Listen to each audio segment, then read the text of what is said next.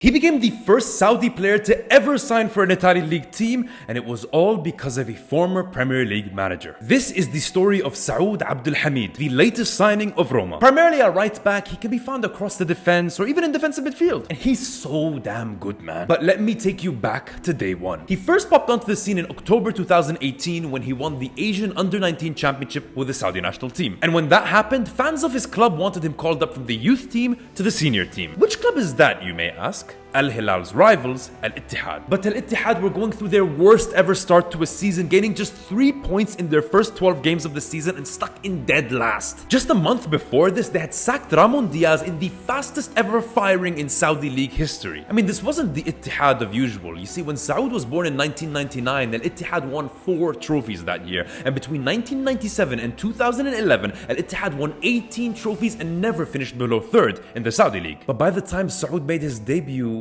Al Ittihad were in the relegation zone without a single win to their name that season. So on November the 7th, 2018, former West Ham manager and then Al Ittihad manager Slaven Bilic called up Saud to the first team alongside another promising fullback at the time, Hazem Al-Zahrani. And fun fact, Hazem now plays in the Saudi First Division and he hasn't played a game since February. But back to Saud, on December the 14th, just a month later, he made his official debut for the club. And in a sign of what was to come, that was also Al Ittihad's first win of the season. But I need to be honest, Saud came on in injury time in that game and only played for 75 seconds. Al Ittihad were winning 3-0, and in those 75 seconds, all Saud did was allow the winger to get past him, send it across, and score the opposition side's only goal of the game. Damn, I didn't think the story would start like this. But trust me, it gets better. Otherwise, how would he find himself making this fantastic assist against Real Madrid 5 years later? But before we get there, let's go back to 2018. He had just made his debut for Al Ittihad as an 18-year-old. After losing 9 games in their first 12, Al Ittihad only lost 5 of their next 18 games, 15 of which Saud played in. By February 2019, fans were in awe of his defensive performances, and when Slaven Bilic was sacked that month, they said the biggest positive out of his reign was calling up Saud. This is a photo of Slaven Bilic and Saud saying goodbye to each other. Man, this is so... And in the next month, things would just get better for Saud. He made his first goal contribution to the club. He was called man of the match for the first time. He had the most interceptions since the turn of the year and even signed a new professional contract. That was the beginning for Saud, and a month later, he would go viral in Saudi. See, Al Ittihad had an important cup semi-final match against Al Nassr, who were the best team in Saudi at the time and eventual league winners. No one knew if Saud was going to play that match, but they did want him to go up against the most expensive Saudi league signing at the time, Ahmed Musa. And luckily for Ittihad, Saud did play that match as Ittihad shocked the nation, defeated Al Nassr 4-2 with Saud keeping Ahmed Musa in his back pocket. And so the memes emerged, but there was one meme that took over that whole season. In this fake account for Saud, which he denies was ever him, right after excelling in that game tweets, "Hey guys, I got a test tomorrow. Wish me luck." And then the next day, a video from Saud at school just went absolutely viral, with people saying that his test was easier than Al Nassr. You know, like the kid was still in school and he was performing like this. And things would not stop looking better for him, because even though Al Ittihad lost the Kings Cup final the next week, Saud was nominated as one of the most promising players for Al Ittihad that season and was called up to the FIFA U20 World Cup for Saudi. Not a bad first season for the kid. All seemed to be going well. There would be no problems for him, right? By September 2019, less than a year after his debut for Al Ittihad, Saud was called up to the senior national team, named the best right back in the league by one of the best Saudi right backs of all time, and named the successor to one of Al Ittihad's legendary right backs, Saad Brek. He was still raw and still had clear areas for improvement, but he was rising through the ranks very quickly. But man, Al Ittihad were still going through bad times. They went through a trophyless season and finished in 11th place, just 3 points away from the relegation zone. And to put it into perspective, since coming into the first team, Saud was managed by 4 different managers in less than 2 years. 5 if you want to count Ramon Diaz. And then COVID hit. The league stopped for 5 months. And you know what the biggest talking point was? Rival clubs in Saudi were paying attention to Saud's rise. But he stayed on with Al Ittihad and started the next season in amazing fashion, winning the most promising player in the league in October and December. He had speed and great movement and combinations with players and his ability to win duels, and he was just getting better and better with every game. Ittihad fans were absolutely elated with him, and for the first time in 5 seasons, that next season after they finished 11th, they finished in 3rd place. Thing is, during this whole time, Saud was was still earning the same money he was earning on his youth contract, $600 per week. And that would play a big factor because in May 2021, things would change. Saud was nearing his final 6 months with Al Ittihad's contract, which means any other club can sign him during that time. And in Middle Eastern football, having a good local fullback was a rarity, so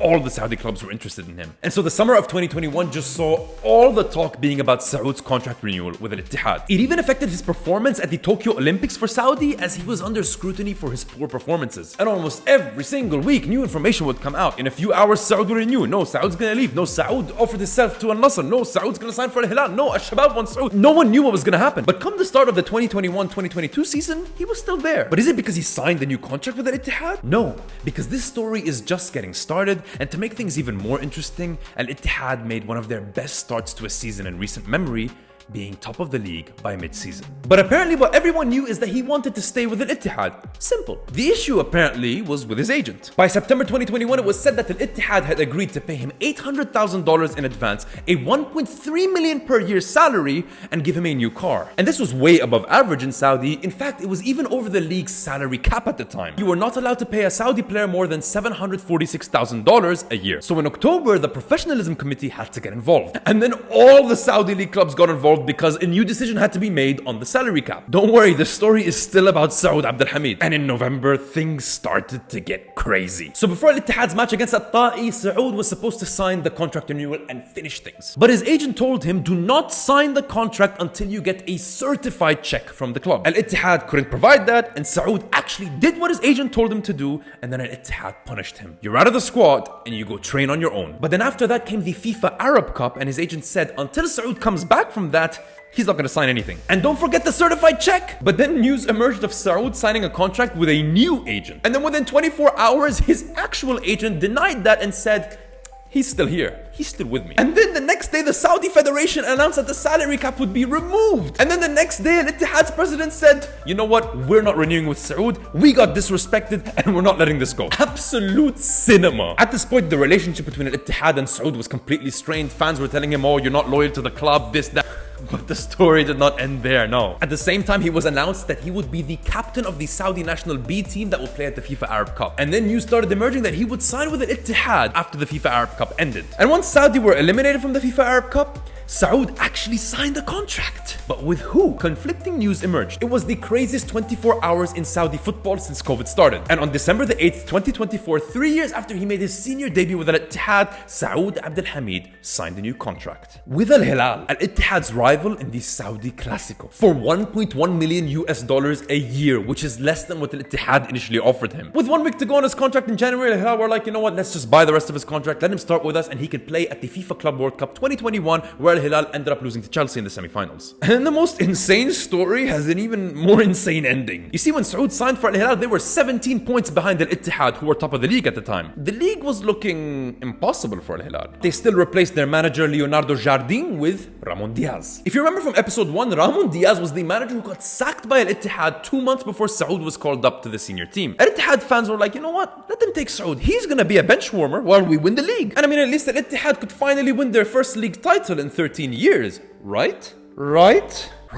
When Al Hilal beat Al Ittihad in a postponed game to cut the gap to 11 points, it must have felt good for Ramon Diaz. Win after win after win for Al Hilal, and by match day 26, with 4 weeks to go, Al Hilal were now 6 points behind Al Ittihad, and they've played all of their games in hand. Was the unthinkable possible? Could Al Hilal win the league from Al Ittihad? So on match day 27, Al Ittihad and Hilal played once again, this time in Saud's hometown of Jeddah. And believe it or not, Saud played the game and Al Hilal won the match, cutting the gap to 3 points with 3 games left. Al Ittihad would then crumble, gaining just 4 points out of their last 9 as Al Hilal won all of their games to win the league by 2 points. To summarize, Saud went from being a bench warmer to featuring in every single game for Al Hilal, as they won 12 out of 13 matches and stole the league title from Al Ittihad by just 2 points. Is this like the biggest comeback of all time? Not only did Al Ittihad lose their golden boy, not only did Al Ittihad lose the league, not only did they lose it in the worst fashion possible, they lost that golden boy to their rivals Al Hilal, they lost the league to their rivals Al Hilal, and the manager who won it with Al Hilal was sacked by Al Ittihad 4 years ago. Man, you could not make this story up. I'm telling you, Saudi football is crazy. The next season, Saud didn't win the league with Al Hilal, as Al Ittihad actually won the league for the first time in 14 years. But that didn't stop Saud from shining. The 2022 FIFA World Cup was a turning point for the guy, as the whole world had their eyes set on him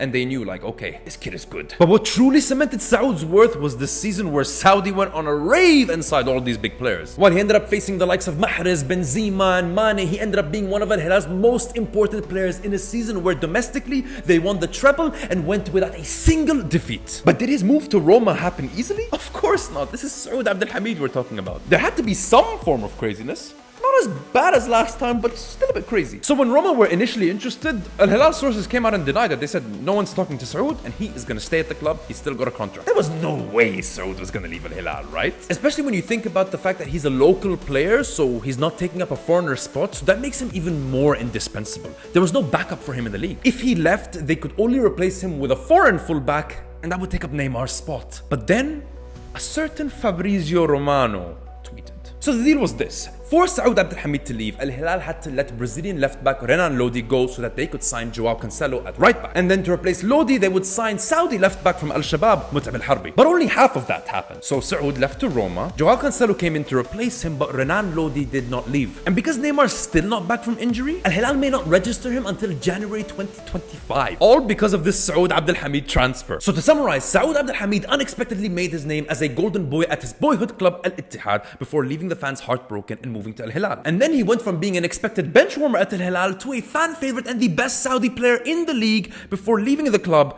leaving the fans heartbroken but also a little bit proud. Saud Abdulhamid has had one of the most interesting career stories in football, and I have no doubt that his rise will continue. He is a true and talented hard worker with a mindset that can only take him to the top. I, for one, am so glad to see him at Roma because he absolutely deserves it. And that, ladies and gentlemen, is the crazy story of Saud Abdulhamid.